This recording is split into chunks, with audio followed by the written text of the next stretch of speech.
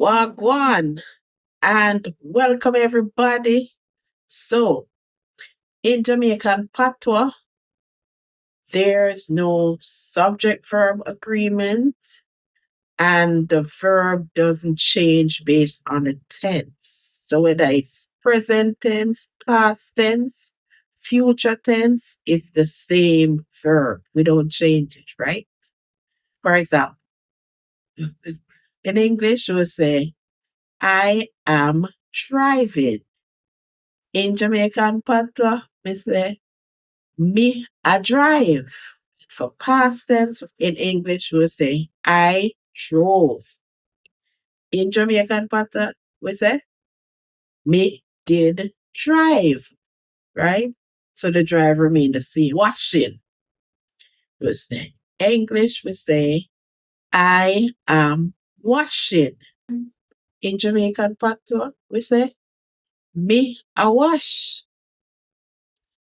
And for past tense, English would say, I washed or we washed. In Jamaican patois, we say, me did wash or we did a wash. I am swimming. In Jamaican patois, we say, me a swim. In English, we say, they are swimming. In Jamaican patois, we say, they must swim. In English past tense, would say, I swam or they swam. In Jamaican patois, we say, we swim or them did swim. Present tense in English, I am running. In Jamaican patois, we say, me a run. We don't put no ing. Me a run.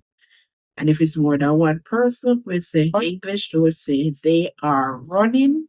In Jamaican patois, we say them a run. All right. No ing for the past tense. For run in English, we say I ran. In Jamaican patois, we say me did run. That's it. We now put no ing on it. So that's Chat Jamaican patois for today. Please share, comment, like, and subscribe. Big up yourself. And I'll see you in the next video.